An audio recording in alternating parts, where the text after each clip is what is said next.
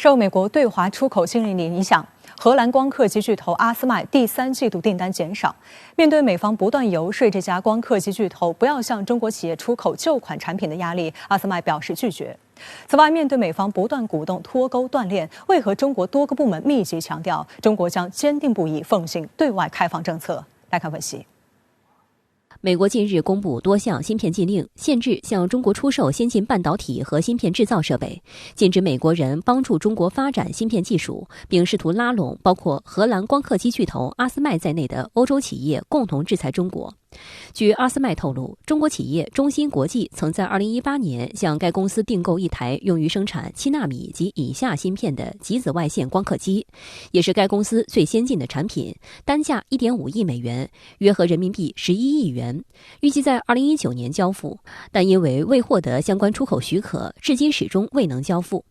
实际上，目前中国是阿斯麦最大的市场之一，累计销售量超过1000台。受美方对华出口禁令影响，阿斯麦今年第3季度订单减少，股价大跌。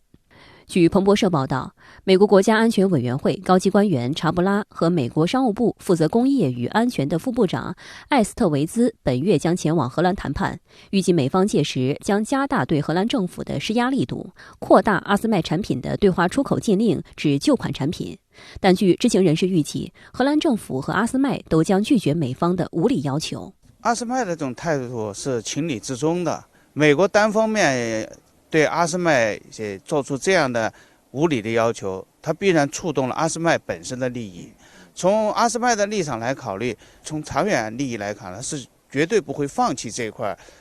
带来无限商机和利润的市场。另一方面呢，美国政府这种要求吧，应该说是他单方面的破坏了契约精神。这种要求本身是一种很武断的，是一种国际的霸权、强盗资本主义的行径，所以阿斯麦据理力争是情理之中的。如果不去据理力争，不去顺从美国，倒是反而不可理喻的一件事情了。所以我觉得阿斯麦是完全有正当理由来拒绝美方的要求。荷兰政府表示反对美方扩大对华出口禁令，认为这将损害荷兰与中国的贸易关系。阿斯麦首席财务官达森则表示，美方最新出口管制措施对该公司光刻机出口影响是有限的。因为阿斯麦是一家欧洲公司，其机器中使用的美国零件很少。分析指出，阿斯麦和荷兰都更需要中国，中国在全世界半导体产业链中占据重要地位，是最大的进口国。阿斯麦首席执行官温比德就强调，该公司必须小心行事。由于芯片产能转为过剩，全球多个半导体大厂纷纷宣布减产消息，只有中国企业的设备投资在高速成长。原来打压中国的华为企业的时候，美国曾经是跟欧洲国家做过类似的这种政治游说。那么这一次呢，他又故伎重演，又去游说对阿斯麦产品的这种限制。我想这个事情不会再发生了，因为在头一轮的这打压当中，英国、欧洲这些国家已经尝到了苦头，已经意识到美国人这种自私自利的行为完全是单方面的，对欧洲的经济是没有丝毫的好处的。实际上，已经加入美国主导的芯片四方联盟的日本政府的态度也出现动摇。日本共同社报道称，岸田政府正在研究对美方提出的对华半导体出口限制措施进行研判，讨论哪里可以跟随。实际上，日本在全球半导体产业链中的地位已经下降，连日本都在选择性跟随美国政策，其他国家对美国长臂管辖的态度可想而知。外交部发言人赵立坚2日强调，美方一再滥用出口管制措施，对中国企业进行恶意封锁和打压，胁迫盟友参与对华经济遏制。中方希望其他国家从本国长远利益和国际社会根本利益出发，独立自主地做出正确判断。这个芯片联盟当中，这些相关的主体其实都没有得到实质的好处，因为中国市场太大了，中国需求量增长太大了，大家都希望在中国的经济的发展中分得自身的利益，所以美国单方面的做法实际上是一种蛮横无理的，是利益上无法让相关参与方得到满足的。从长远来讲呢，半导体这样的高度国际分工的产品，它有任何一方来去做是做不到的，反过来任何一方去破坏它也是很难。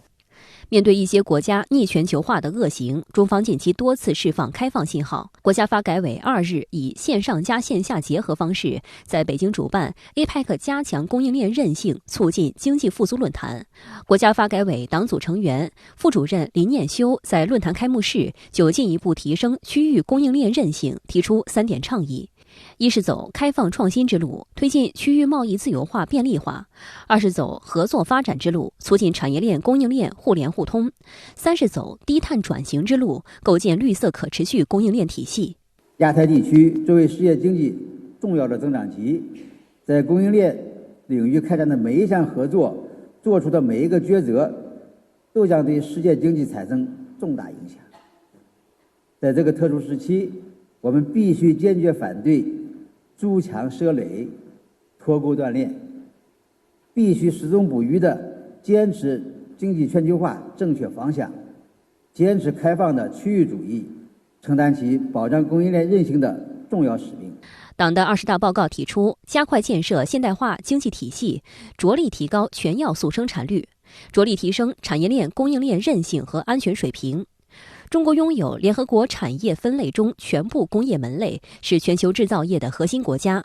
分析指出，拥有全套产业链就意味着稳健性和强大的抵御风险能力。着力提升产业链供应链韧性和安全水平，全力推动实体产业全链条的转型升级，将是中国新时代经济转型的主要特色和重要机遇。所以，如何加强这个供应链的韧性，特别是面对未来可能会有一些新的预期之外的难以预料的冲击，